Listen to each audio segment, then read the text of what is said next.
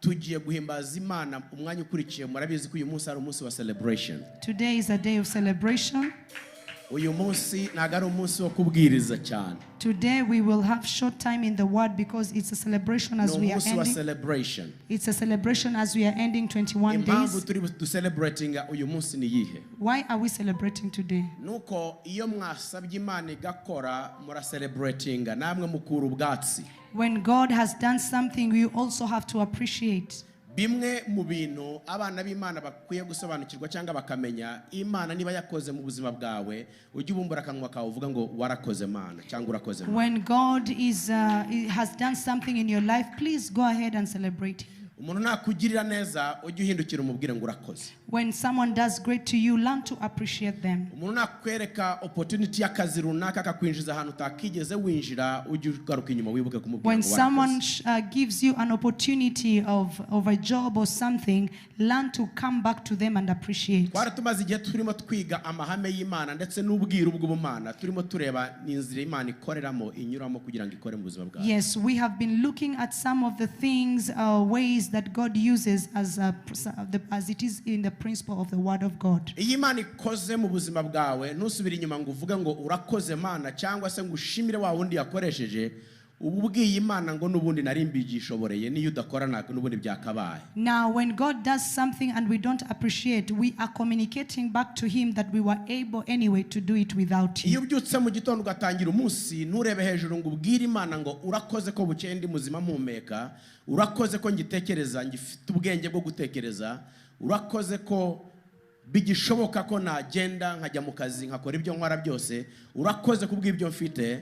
Ububwira Imana ngo niyo utabaho Mana nakabaye mpumeka, niyo utamfasha nakabaye ndiho. Now when you wake up in the morning and you don't appreciate God, you're telling God that I'm able to take care of myself throughout the whole night anyways, you didn't do anything. Nta kintu na kimwe Imana igikora idakoreye mu bantu. There is nothing that God does without people. Nushaka akazi rimwe na rimwe business opportunity cyangwa business idea ukenewe cyangwa ikintu wifuza kugeraho runaka, umuryango ukinze uzakingurirwa n'umuntu uzaho hantu cyangwa se uzamahirwa hari. If you want a business opportunity somewhere, either way you will need someone to open that door for you. Nudasubira inyuma ngo ushimire wa muntu wakurangiye yo mahirwe akugejeje aho ugeze, ububwiye Imana ngo niyo utabikora mba narahageze. Now when you don't go back and appreciate God and that person, you're telling God that anyways I would have even reached there without Ubu narimo no kubwira Imana ngo ndashoboye ndakomeye. You're telling God that I'm able, I can do it by myself. Ndagira ngo nigishe bw'Imana. I want to teach people. Mbwira ubwoko bw'Imana ngo mureke twimenyereze kwiga gushima. Mwihangane mukurikira hano Kinyarwanda benshi muracyumva kameme. Sibyo se? Ubu mugiye mwese kwigira abongereza kakanya. Mwese muhisemo ba? Mwaba international. I like that. Wow, people are saying they're international, they are not following Kinyarwanda anymore. Amen. Ndagira ngo mwitorero nk'abana b'Imana nk'abanyarwanda twimenyereze twitoze umuco wo gushimira. Let us learn to thank God. Umuntu nakurangira ahantu ukahagirira amahirwe n'umugisha ujye usubira inyuma ushime. If someone does something for you and you get blessed, please learn to thank. Umuntu nagufata ukuboko akagira hakugeza ujye usubira inyuma ushime. If someone holds your hand, learn to thank them. Hari abantu mwice hano murabizi muri benshi cyane iyo hatagira umuntu ugufata ukuboko nago wakageza aho ugeze uyu munsi. Because there are many people here, you know, if you did not have anyone to hold your hand, you would not reach where you are. Bene data aragira ngo ubwire ngo inzira z'Imana ziba mu bantu. Let me tell you, the ways of God are in people.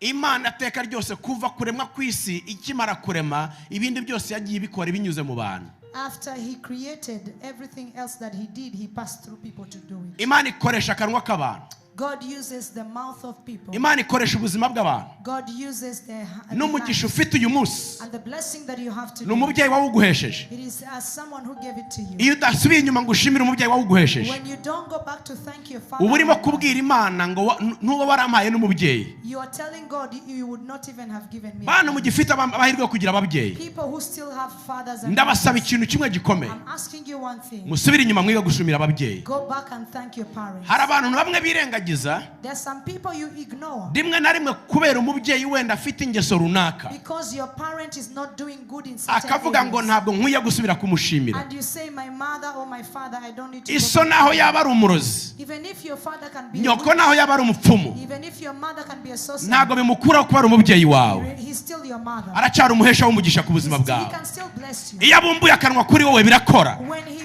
utter out, Mwihe ubwenge bwo kwika gutapinga umugisha ku babyeyi. learn how to take a blessing from your parents. Icyo tubikoraho What you do about uko it, yababayeho kose, whatever the situation, wowe ushaka ubwenge look for wisdom butuma agenda akatura neza kuri wowe, that will make this person proclaim positively, akabumbura akanwa, to open the mouth, akakuvugaho umugisha, to speak a blessing to you. kuko uwo ni umuhesha w'umugisha Imana ashyize mu buzima bwawe. Because this is a blesser that God has. Ntimuzigere mwibagirwa ababyeyi Don't forget about your cyangwa undi parents. muntu wese uhagarariye umubyeyi mu buzima Or bwawe. someone who is on behalf of your Ashaka kuba parents. atari ukwibyarira mu nda, Maybe they did not give birth to you ariko biologically. afite authority, ahagarariye ababyeyi bawe. They have authority. Uwo muntu iyo yatuye ibintu ku buzima bwawe biraba. When they proclaim something, it happens. Kandi reka mbabwire iki ngiki Let me tell gishobora you this, kugushoka. that will shock you. Yaba akijijwe yaba adakijijwe, umugisha yatuye ku buzima bwawe urahama. Whether he's saved or not, whatever he proclaims comes to pass. Jewe n'abagenzi bacu n'abagenzi banjye tuvukana, Me and my brothers, twimenyereje umuco iyo tujye gusura umubyeyi wacu. whenever we go to our parents, Iyo tugiyeyo ntabwo dushobora kumusengera kandi ari twe bakozi b'Imana. we cannot pray for her, and yet we are servants of God. Tugerageza nibura naho cyaba ari igiceri cy'ijana tukakimushyira mu ntoki, akanezerwa akatura umugisha, akavuga ngo Mana, abana banjye bagenda ubarinde, ibyo bakora bibahire, ibyo bakora binyuremo. We go to her and we make sure that we prepare something and give her, and we say, declare a blessing to us. Iyo dusenze twebwe umugisha dusenga uwa rusange, When we pray a blessing of ariko joy, tumuvomaho umugisha wo kwatura neza, but we want her to proclaim positive about akakwaturaho us. umugisha. She blesses us. Mwimenyereze gushaka uburyo mukuru umugisha ku babyeyi banyu. Learn how to take a blessing from Mbwirira umuntu ukuri hafi ngo ibyo bintu birakora. us. Tell your neighbor it works. Ibyo bintu birakora nibyo. It works, it is true. Undi muntu wa kabiri, Second person. uwo ni umubyeyi wawe mu isi y'umubiri. This is your parent in the physical. Imana inyuramo kugira ngo iguhe umugisha. God passes through him to Undi bless ni umuntu ugushumba mu isi y'umwuka, umushumba wawe mu isi y'umwuka. in the spiritual realm, your pastor. Umubyeyi wawe mu mwuka. Your pastor in the spiritual. Imana yamuhaye ubutware n'ubushobozi bwo kuguhesha umugisha. God has already prepared to him or her to bless you. Iyo akwatuyeho umugisha birakora. Whenever they proclaim a blessing, Iyo it works. agusengeye umugisha urafata. When there is a blessing, it works. Iyo urimo kugerageza ibyo ukora, When you're trying what you're doing, umubyeyi wawe w'umubiri akatura umugisha, and the blessing of the umubyeyi w'umwuka akatura umugisha, and your spiritual uragenda ugakora ibyo ukora bigacamo. whatever you do, you become successful. Ikintu cyica abarokore b'iki gihe benshi The problem of the born again of nuko iyo babatuyeho umugisha, it is when they proclaim a n'abiyo blessing, bamaze gusenga and after praying, bibwira ko bihagije biri bukore gusa batagize icyo bajya gukora. Reka nkubwire, numara gusengerwa umugisha ujye gushyira mu bikorwa wa mugisha wasengeye. put in action what you're praying for. Hari abantu hano bicaranye great business ideas, bafite ibitekerezo by'ubucuruzi bikomeye bihambaye cyane, There are people, you have great business ideas here. kandi bategereje kuzatangira ari abantu bahambaye bakomeye cyane. You want to start as a tycoon. Umuntu uyu munsi urota kumera nkawe yatangiriye ku kantu kangana amara ariko aratinyuka. Today you're dreaming to become like somebody who started when they started Kubera umugisha wari uri ku buzima bwe, because of a blessing that has arabikora. He started Abikora bamupinga, when he did. abikora batabyumva, When people don't understand. izuba rirava arakomeza, And it was imvura iragwa arakomeza, very hard. He mu continued, gihe cy'izuba arakomeza ntiyabivamo. and he did not give up. Uyu munsi Today, buri muntu wese aramurebera ku gasongero, everyone is looking at them at the peak. ntago ariho yahereye. They did not start at the beginning. Yahereye ku cyanditswe cya Yakobo, They started with the scripture. avuga ngo ntugasuzugure itangiriro ryawe naho ryaba rito iherezo rizakomera. A scripture that says, do not despise the humble beginning. Ndagira ngo mvugane n'abakristo ba Christ Kingdom tujya muri celebration zacu uyu munsi. As we enter in our celebration, Ndagira ngo mwige kumenya amahame, mumenye uburyo Imana ikora. learn the way God works. Nasenze amasengesho nayo maze iminsi nsengenga, nayo maze iminsi nsengera muri iri torero. And the prayers that I have been praying for in this church. Abakristo b'iri torero mugomba kuba abaherwe muri kino gihugu. You have to be rich in this nation. mutari abaherwe bahora mu masengesho, Not because ndavuga babaherwe bamara gusenga, those people who are prayerful, bamara kubona umugisha bawukuye ku Mana, after getting a blessing from the Lord, bakirukanka bakajya gutangira ibintu. you go and start up things. Mugende mujye gutangira ibintu, Go and start up things. mugende mujye muri politike muyobore. Go and lead in politics in different Hari abarokore spheres. bakubwira ngo ntago najya muri politike n'umwanda. There are people who say that I cannot go in politics. Ntago politike ari umwanda, abayikora batazi Imana nibo bayikinira mu buryo bw'umwanda. Now let me tell you, politics is not bad. The problem is going there when you don't have God to guide you. Kuko uranga kujya muri politike mu nzego zifata ibyemezo, abantu batazi Imana nibajye bazagufatira ibyemezo kandi bikugonge. Now, if you don't want to go in positions of decision making, others will take decisions for you and you will not be able to live. Abarokore mukwiye kuba ari mwe baba ministers. You know, born again Christians, Mukwiye kuba ari mwe b'abadepite. you should be ministers, you should be Mukwiye kuba ari mwe b'abadeje. you should be leading big Mukwiye kuba ari mwe organizations. bakomisiyoneri ba za Rwanda Revenue. You should be the ones who are doing great works. Kubera iki? Why? Ntago muzarya ruswa. You will not be bribed. Ntago muzafata ibyemezo bigonga abantu. You will not take decisions which are Ko not, mufite urukundo rw'Imana, mufite abantu impuhwe. because you have the love of God. Mwita ku Banyarwanda. You love Rwandans. Mugende mutangiza ama business. Go and start up businesses. Umugisha w'Imana ukuriho. The blessing of God is Uzi uburyo umugisha bawubona. you know how the blessing Izi comes. nganda mugende muzitangiza hirya no hino. Go and start up. Mwe kureka abantu batazi Imana bajye gutangira ama NGOs yo kwiba abantu. Don't allow people to go and start things of becoming robbers to others. Mumenye systeme y'Imana uburyo ikora. Know and understand how the system of God works. Kuwa gatatu On Wednesday, nzaba ndimo kwigisha ku mugisha w'umubyeyi. I will be speaking of a blessing of a parent. Umugisha w'umubyeyi. A blessing of a parent. Tuzawigamo muri neza tujye deep. We shall go deep. Ndabasaba kugira ngo mumenye inzira Imana ikoreramo. I ask that the Lord will show you the way He works. Imana ishimwe cyane. Praise God. Ibyo ni ibintu bikomeye cyane. Hagire munyemerere twinjire mu ijambo ry'Imana gato cyane, mu amagambo mato cyane nshaka kuvuga, tugahita twinjira muri celebration zacu. I want to enter into the word of God in few minutes and we do Tugiye this. guhimbaza Imana. We are going to praise God. Tugiye kuramya Imana. Tugiye kubyinira Imana. We are going to praise. Uyu munsi mwaje muri za nkweto? Today have you come in high shoes? Mwaje muri za? Nibyo? Mwazijemo. Abagabo bakwiciye amakote nababonye. You're so smart, I can tell you.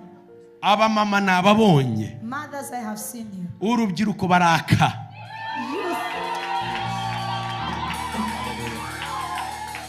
Nababonye abaramye ukuntu bashashagirana. Look at the way they are shining. The worshippers are glittering. Worshippers are glittering, they are looking good. Today is the day of the Lord. Uyu ni umunsi w'Uwiteka. We came to say thank you, Father. Twaje kuvuga ngo urakoze mwami. To the visitors, you found us in the celebration day. Abashyitsi mwadusanze turimo turizihiza. Today we gathered to say thank you, Father, for all that you've done in our Twaje ministry. kubwira Imana ngo wakoze kubana natwe muri iyi minsi We've been praying for 21 days. Tumaze iminsi 21. And today uyu munsi is the last day niwo munsi of our prayers of fasting. dusoje iki cyiciro. And that is why we came to say, Father, we thank Niyo you. mpamvu twavuze ngo urakoze mwami. Amen. Amen. The Lord has been doing great things in our midst.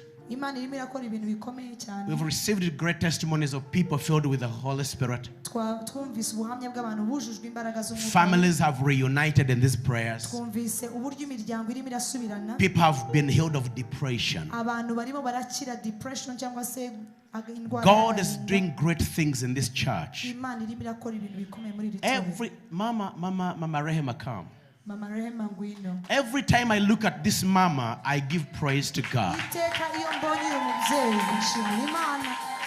If you can't bless God for any other reason, always keep this mama in your mind and bless God for her. Niba nta mpamvu yindi ufite yo gushima Imana, jya ushima Imana kubwa Mama Rehema. She was mad, Yari umusazi. living in a mental hospital. Aba mu ivuriro ry'abafite ibibazo mu The mutwe. moment she stepped into this house, Ariko yinjiye hano. the Lord set her free. Imana iramubohora. The Lord delivered her. Imana The Lord healed her.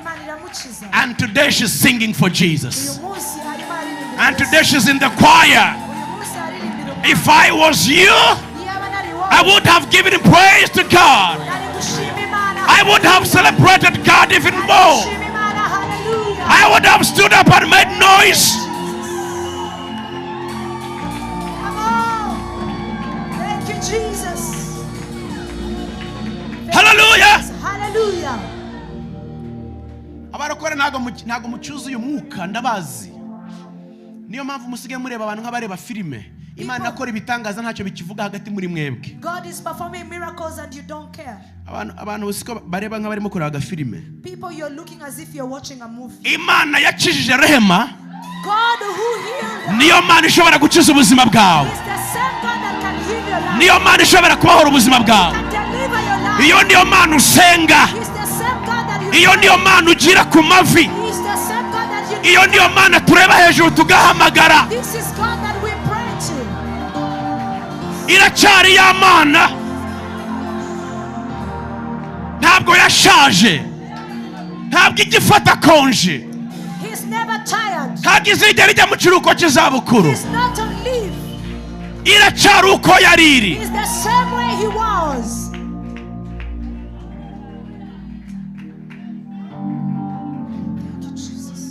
Umusazi ujya ku muhanda mu muhanda. She was running around the streets. Imyaka 23. For 23 years. 23 years she has been on street running. Arwaye imyijima, impyiko. Suffering from kidney. Ibyandiko byose turabifite hano. We have all the reports. She brought them. Iracyari ya Mana, ikoga bikaba. Iracyari ya Mana, itegeka bigakomera. Iracyari ya Mana, ivuga bikaba. Iracyari ya Mana, itegeka bigakomera. Buri ko mbonye mama Rehema muri korali. Iyo mubonye muri korali arabyinira Imana. Iyo mukubise amaso nkamubona.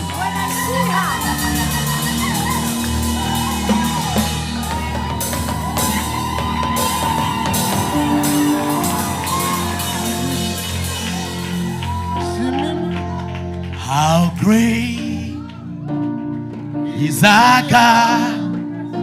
Sing with me, how great is our God? Oh, sing how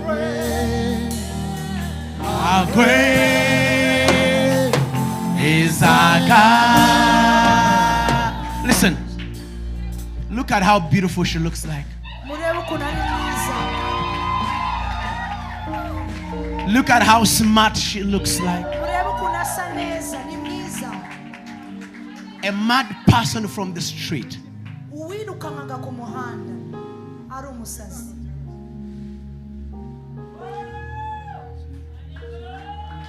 Running out of the mental hospital to the streets. And today she's praising God. Let me remind you, church, we serve a miracle working God. We serve a miracle working God. We serve a miracle working God. We serve a miracle working God. He's a healer. He's a deliverer. He hears our prayers. Umuganga we yari Dr. Bizoza. The doctor who followed her is called Dr. Bizoza. Niwe wamukurikiranaga. He's the one who was. No umupastori n'umukozi w'Imana mu bitaro by'Indera. He's a servant of God and he's a pastor. Ntabwo dushobora gutanga raporo ituzuye tudafite ibihamya 100%. We cannot give a report that is not true. Iyi Mana yakijije mama Rehema. The Lord that healed Mama Rehema. Ikintu cyose cyaba cyaraniranye mu buzima bwawe. Everything that is impossible in your life. Uyu munsi kirashirwaho iherezo. I say that today. Buri kimwe cyose cyaba cyaraniranye mu buzima. Things that are impossible. kirashirwaho iherezo uyu munsi. Iyo ni yamana, iyo ni yamana ikora. Hallelujah. Hallelujah. Hari abantu hano bari nambaraga ubusa mu muhanda n'ikariso narayibagiwe ariko murebe kuntu mberewe. Hallelujah.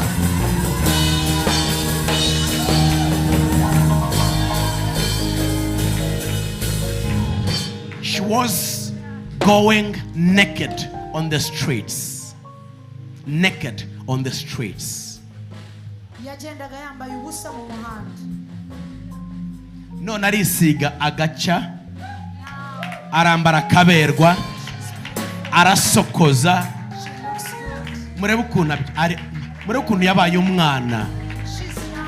Siko yabaye agakumi.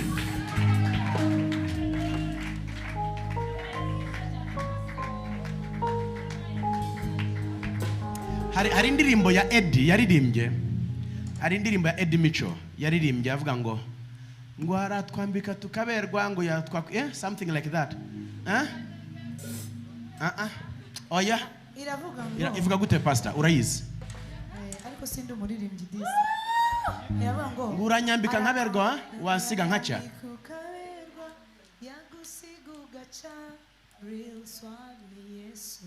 Ihore ntago bayiza baririmbye.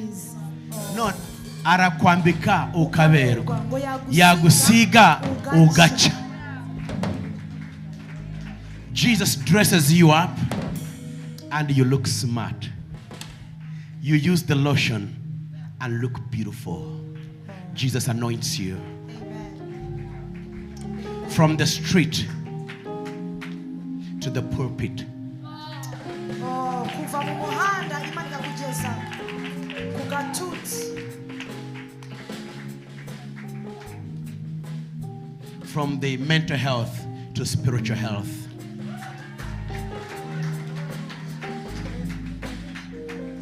Oh, hallelujah. Amen. Oh yes. Oh yes.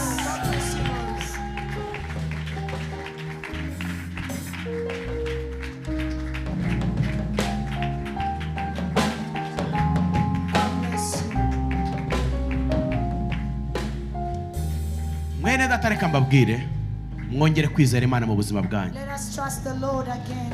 Ntago ndimo kuvuga bya bintu byo mu muyaga, gitware ugatwara n'umuyaga. Mwizera Imana.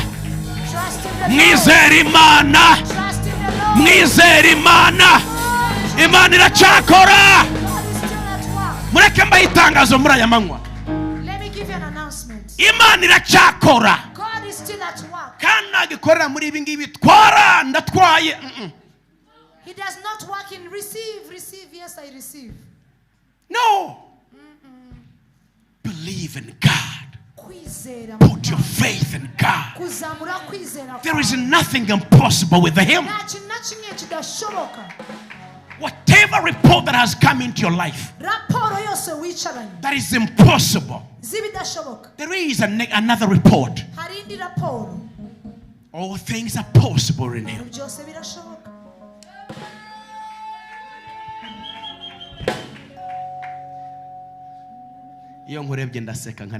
When I look at you, I'm full of joy. Amen. There are some people you are being killed by depression. People you have been going under a lot of things. Let me give you an announcement. Let me tell you, the Lord, the enemy is not happy of your marriage.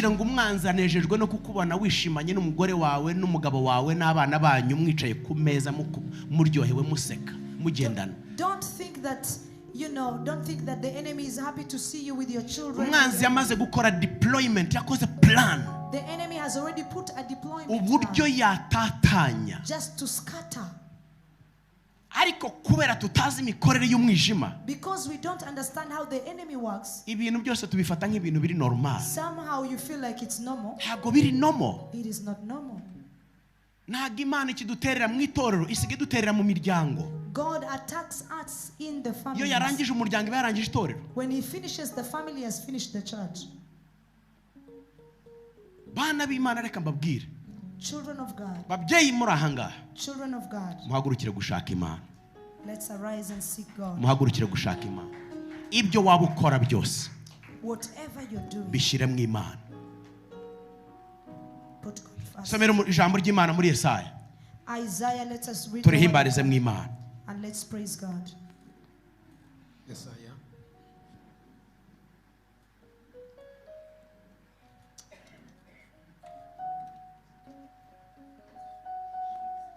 Yesaya 65.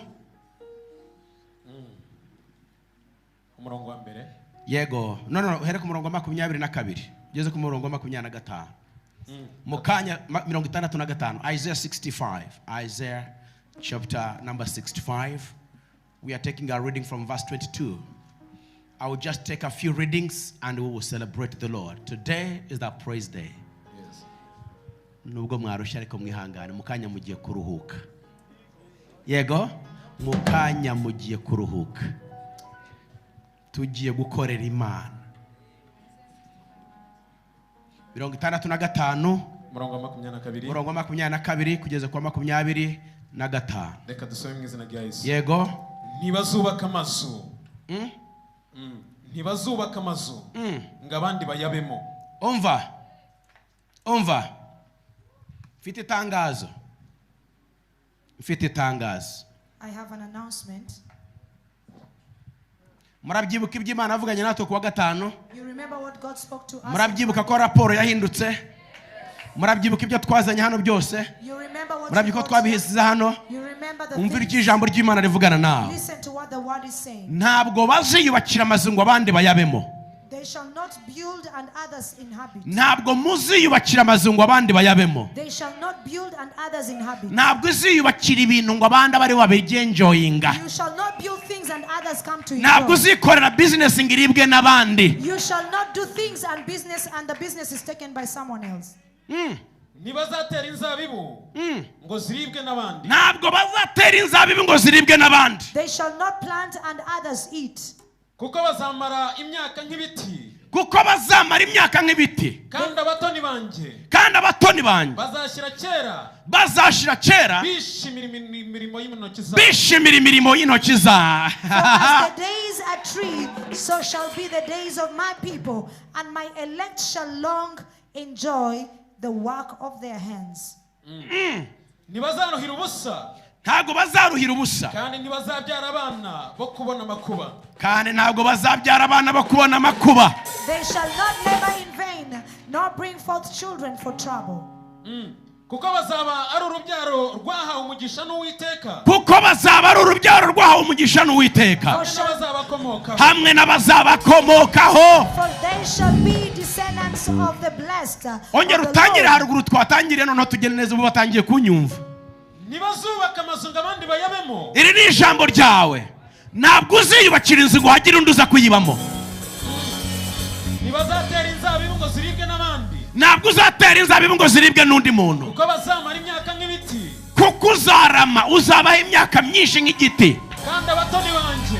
Kandi wa mutoni wanjye we. Bazashyira kera bishimira imirimo. Uzabaho imyaka myinshi wishimira imirimo y'Uwiteka akora muri wowe. Ntibazaruhira ubusa. Ntabwo uzaruhira ubusa. Kandi ntibazabyara abana bo kubona amakuba. Kandi ntabwo uzabyara abana bo kubona amakuba.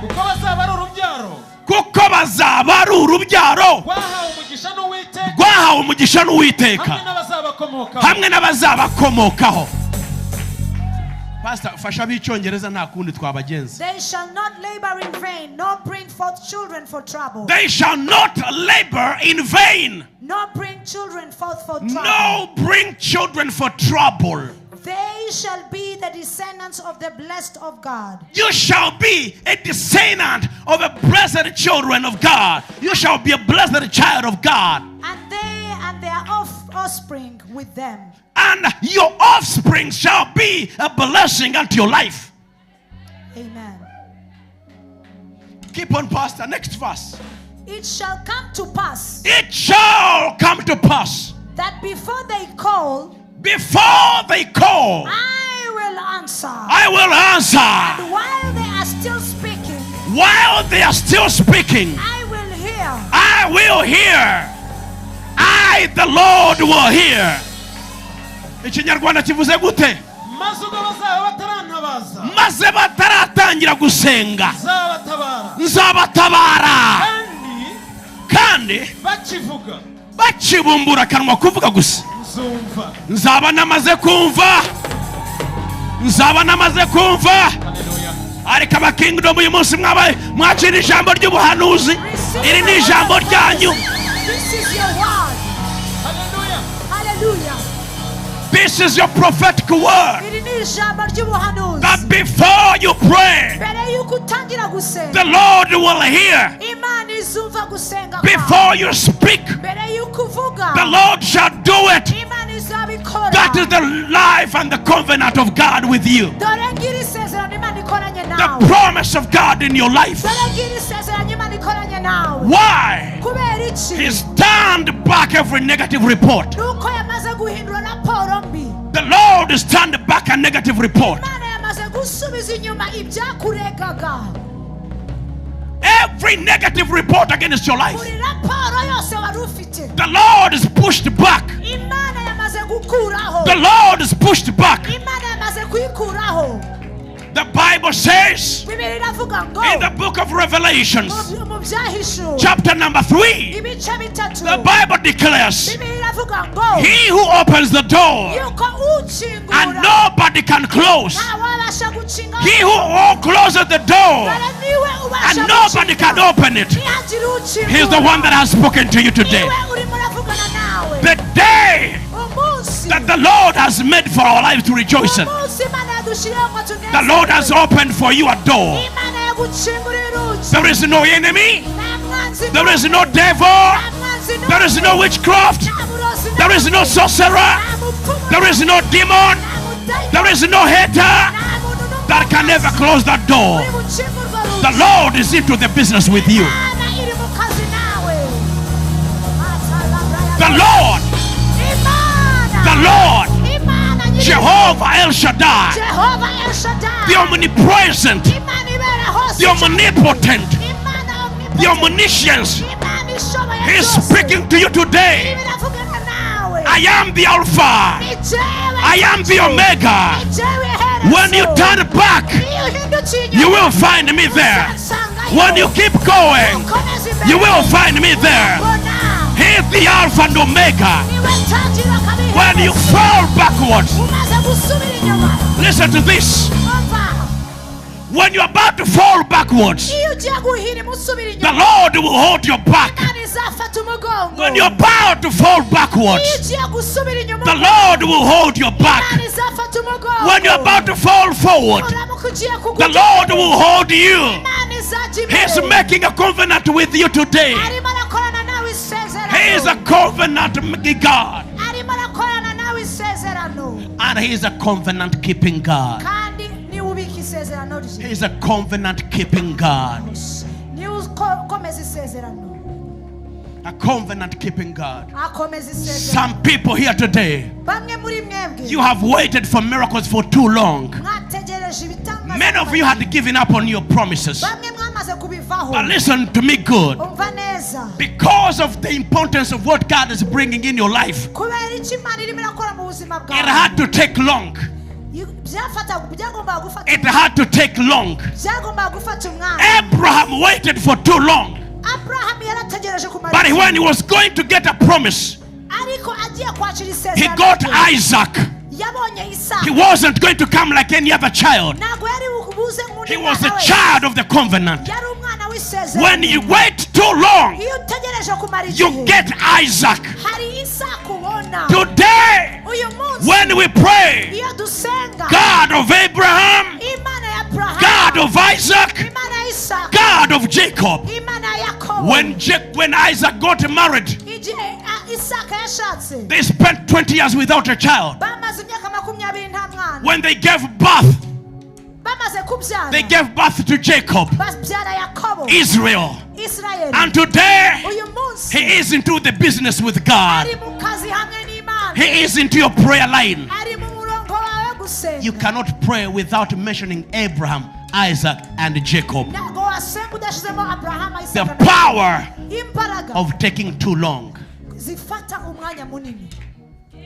When Anna prayed, Igihe Hana yasenga after too long, kumara igihe kirekire, Samuel was being manufactured. Samweli yari arimo arakorwa. Oh yes, Samuel was being manufactured. Samweli yari arimo arakorwa. It is not a quick business. Ntabwo ari ibintu bya huti. God's business Imana is not a rush business. ntabwo iba iri muri fast He's fast. working out something. Aba arimo arakora ikintu He's cy'umumaro. working out a report, Hari akantu ikintu a cy'umumaro. permanent report in your Aba arimo life. arakora ikintu kidasanzwe. When He's come to heal you, Iyo yaje aje kugukiza, He heals you completely. agukiza burundu. Elizabeth Elizabeth and Zechariah, na Zakariya, they waited until they were old, barategereje barasaza. but they didn't know Ariko ntibari bazi ko there was going to come John. hari hagiye kuza Yohana. It was John that was going to come, Ni Yohana wari ugiye kuza, who was to proclaim kandi yagombaga kugira ngo and to prepare the way atunganye of the Lord. inzira y'Uwiteka. And when Jesus came, Igihe Yesu do you know yaje, what He said? uzi icyo yavuze? From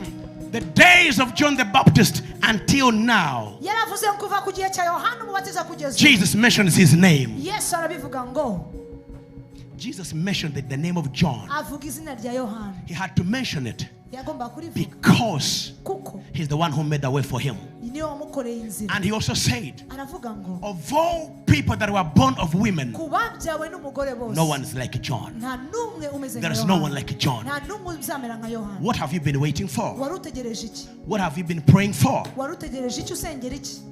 It had to take long Byagomba gufata umwanya because the report has come to be permanent. kubera yuko raporo ije ubudahinduka. The report has come to be permanent. There is this song which says, it's gonna be permanent. What the la la la la la. It's gonna be permanent. Be working. Yes, be working on it. I'm coming. Aha. Murimo mutunganya. The report is coming to be permanent. Raporo igiye guhinduka iya burundu. Igiye kuba iya burundu, ntabwo mwakumvise. Raporo igiye gukuraho ibyo wumvise, ihinduke iya burundu.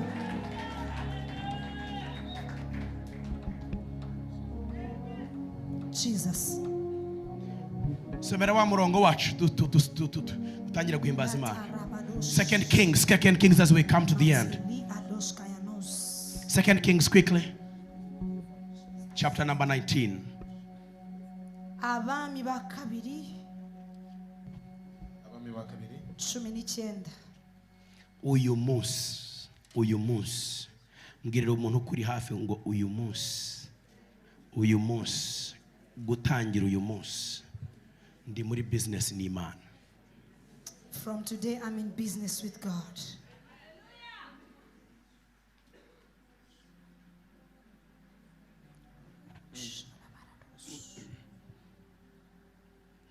Watangiye? Abami ba kabiri 19:14.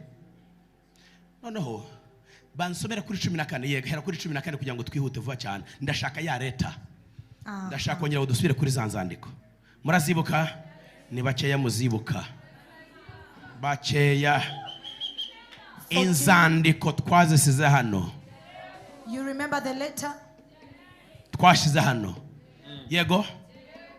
19:14. Bukeye intumwa zishyikiriza Hezekiya urwandiko. Bukeye intumwa za Sanikarebu zishyikiriza Hezekiya urwandiko. Yari umwana. Ararwakira ararusoma. Hezekiya aherako arazamuka ajya mu nzu y'Uwiteka aruramburira imbere y'Uwiteka.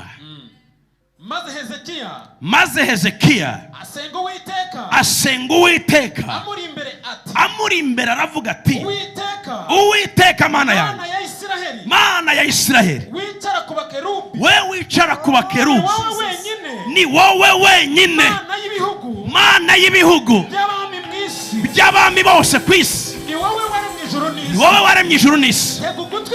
Umva negera ugutwi Uwiteka Mana, wumve wesheje amaso yawe wowe Mana urebe, wumva amagambo y'umushinyaguzi Senakeribu yatumye gutuka Imana ihoraho. yatumye gutuka Imana ihoraho. Kora Uwiteka. icyo kora Mana abami ba Ashuri barimbuye ayo mahanga n'ibihugu byabo. barimbuye amahanga n'ibihugu byabo. bajugunye Imana zabo bajugunye Imana zabo mu muriro.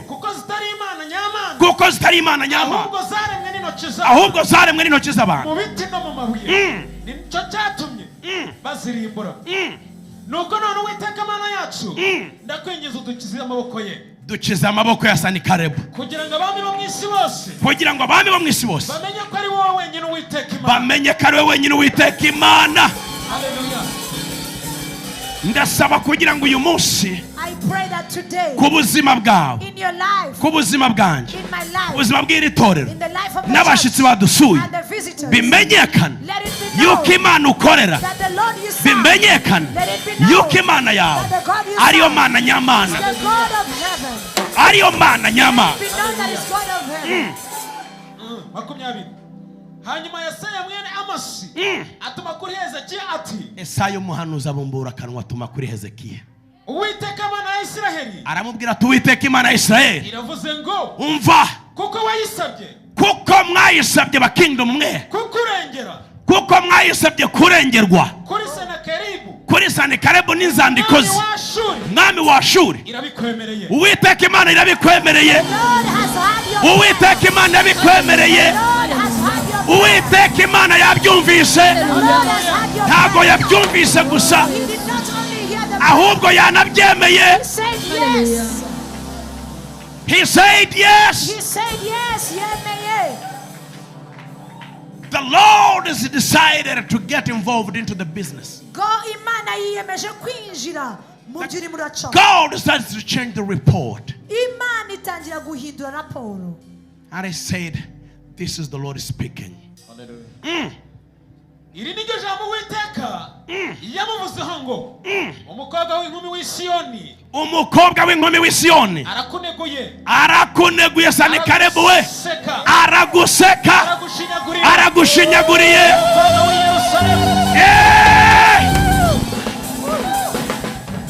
umukobwa w'Yerusalemu. baretse gatoya, murabizi uyu munsi none n'ubundi abarokore basanzwe bavuga ko turi abasazi. mureke tubere kimwe abasazi nta kundi. erega nawe utirengagije, nawe utirengagije, ushatse wasarana natwe, kuko ibi ngibi Imana irimo kuvugana nawe urabizi neza, urabizi neza ko wari ukeneye ko Imana ibyinjiramo. noneho uzi icyo tugiye gukora, mfasha wifashije, duhaguruke tunegure Senakeribu. reka tumunegure. dusomera aho hantu umukobwa w'Isiyoni agize ate?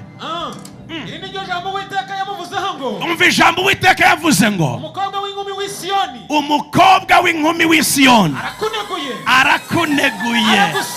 umva, ladies, you are going to do. Listen, the virgin, yes. the daughter of Zion has despised you. The daughter of Zion has despised you. Who are you? Negative report. Has despised you, laughed you to scorn. He has laughed. She's laughing you to scorn. The daughter of Jerusalem. The daughter of Jerusalem has shaken her head. Has shaken her head. Behind your back. Behind your. So, okay. So you think you can do anything to me? So. No, abadamu bashiki bacu n'abakobwa agira ngo munegurire uyu mwanzi. Ibyo ngibyo abagabo murabizi ko tutabishobora, ariko abakobwa n'abagore mumunegure, mumusuzugure, musuzugure, musuzugure, musuzugure, munegure. umukobwa w'Isiyoni agize ate? umukobwa w'inkumi w'Isiyoni arakuneguye, aragusetse, aragushinyaguriye. umukobwa w'i Yerusalemu akujungurije umutwe. urankoraho iki se?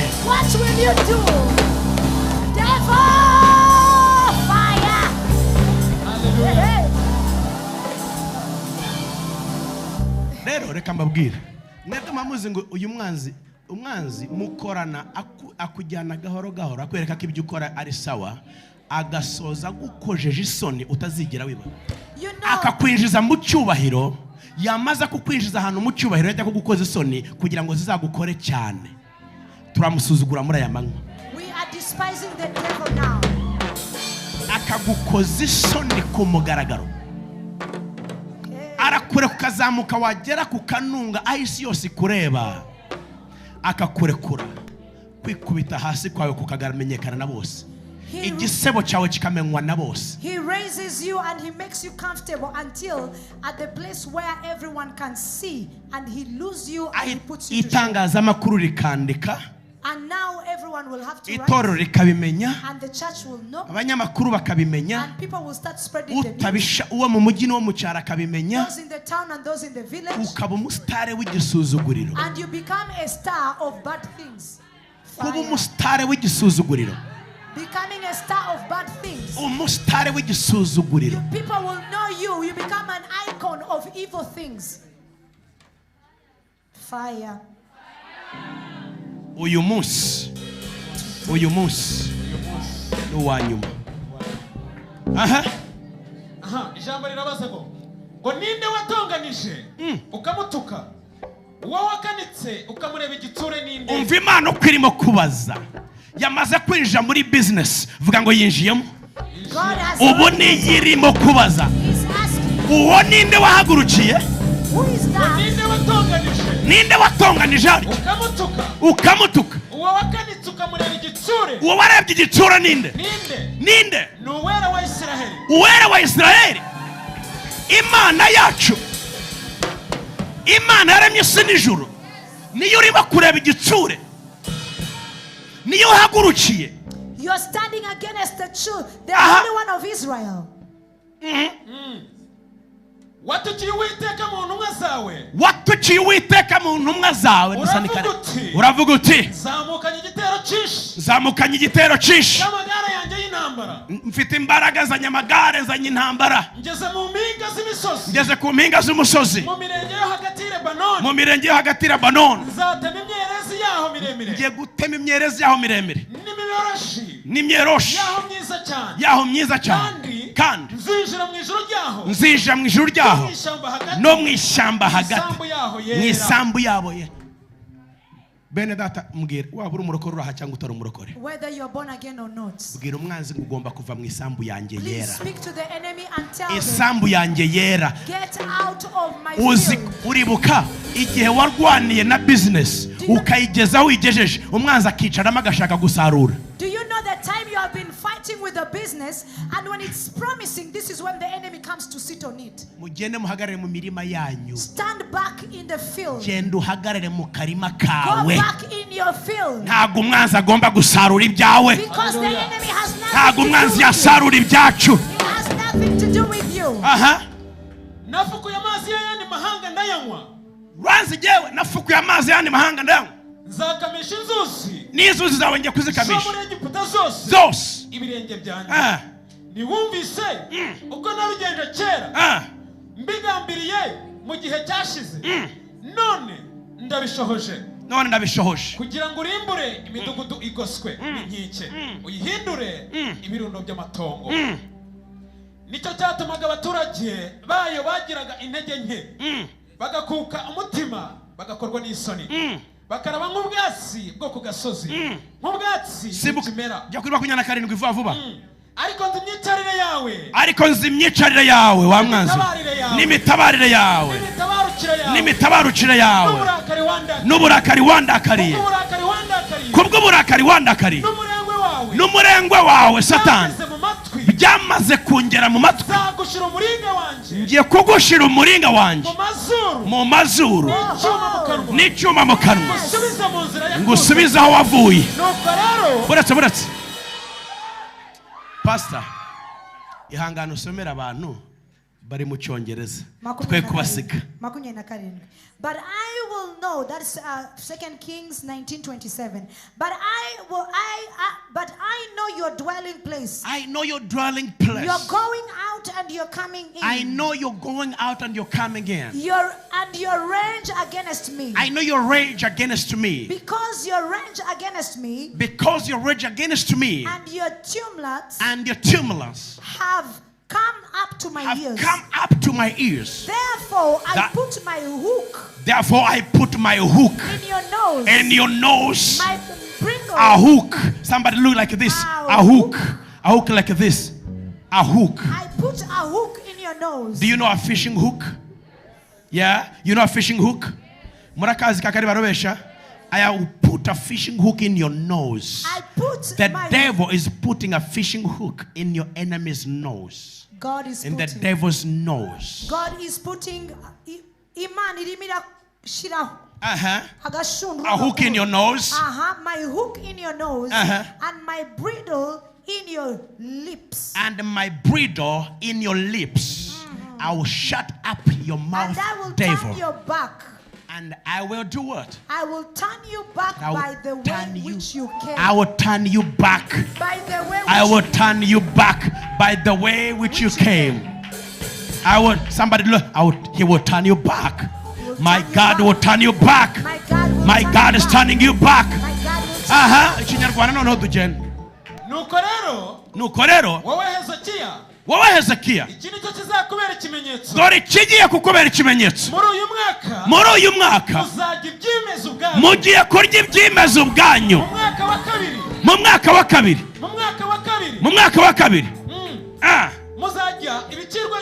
mugiye kurya imicirwa yabyo mu mwaka wa gatatu mugiye gutangira kubiba sasa kandi muzatera izabibu murya imbuto zazo. Amen.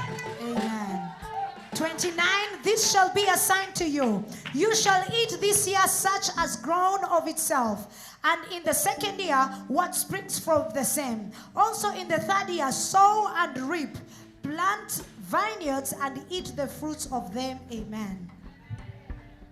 How many believe these promises of God? How many hook themselves into these promises? You want to connect yourself into these promises. God's promise is true. Whatever God promised, He is not a man that He should lie. He will fulfill. He's doing it right now, right today. And whatever He's doing, it is going to be permanent. It is going to be permanent. It is going to be permanent. It is coming to stay. That song, permanent.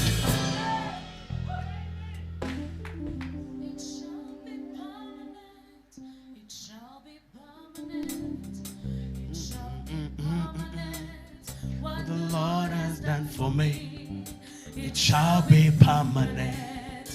It shall be permanent. It shall be permanent. What the Lord has done for me. I want everybody to stand up and celebrate the Lord. It shall be permanent.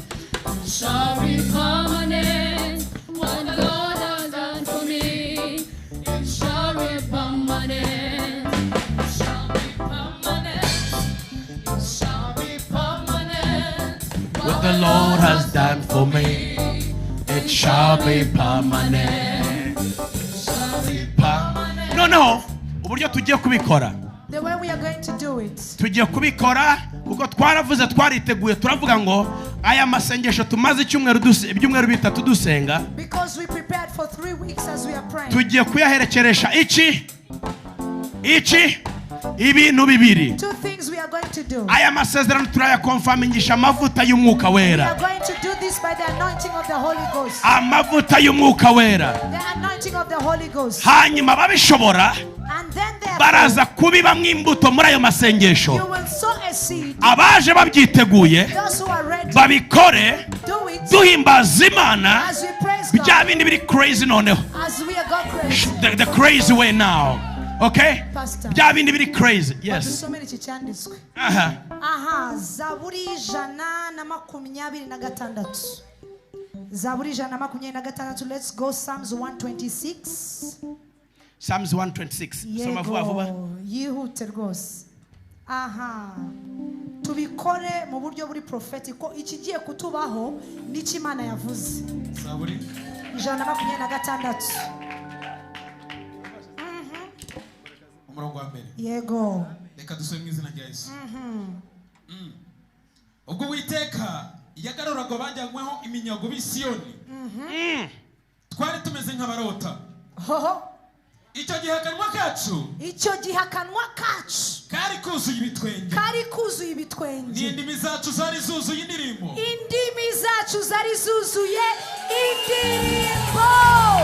Icyo gihe bavugiraga mu mahanga bati, Uwiteka yabakoreye ibikomeye, Uwiteka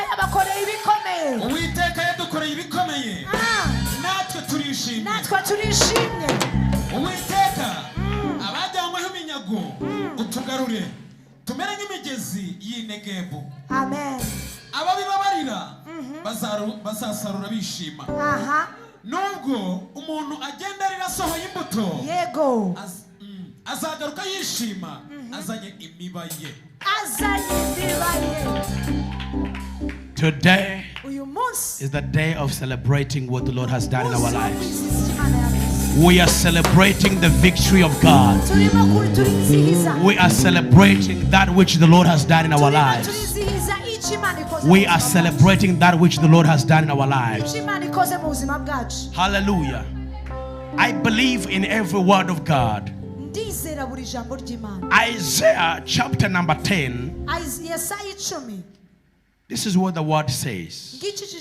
And we shall do what it says.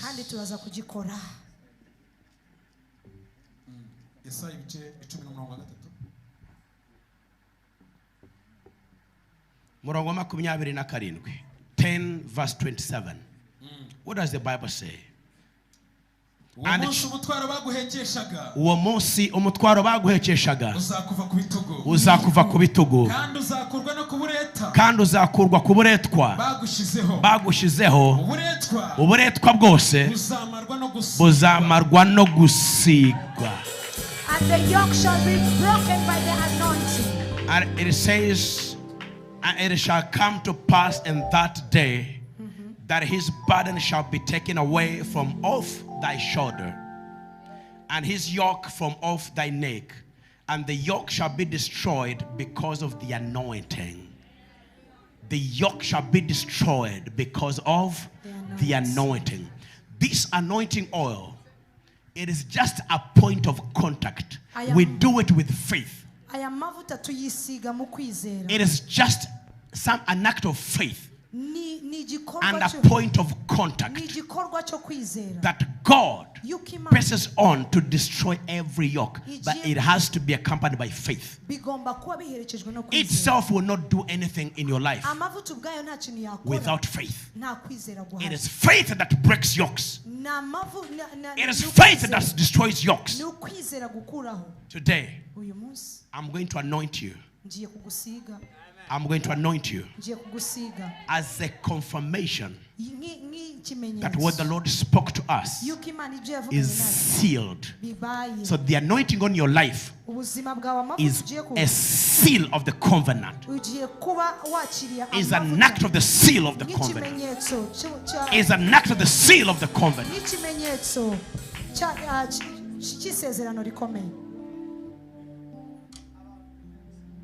Are we ready for this moment? Are you ready for this moment? And I want to do it with celebrations. If the Spirit ushers us later into worship, we will come in there. But let's do it with celebrations. I want everyone to come dancing, rejoicing, rejoicing.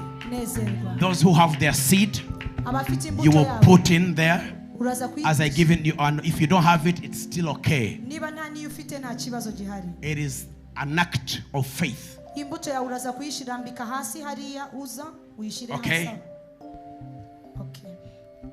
Let us praise the Lord. Ushers, are you ready? Shimimana mutima wanjewe, shimimana mutima we. Shimimana mutima wanjye we Shimimana mutima we Shimimana mutima wanjye we Shimimana mutima we Shimimana mutima wanjye we Shimimana mutima we Shimimana mutima wanjye we Shimimana Shimimana mutima wanjye we Mana we Shimimana mutima wanjye we Shimimana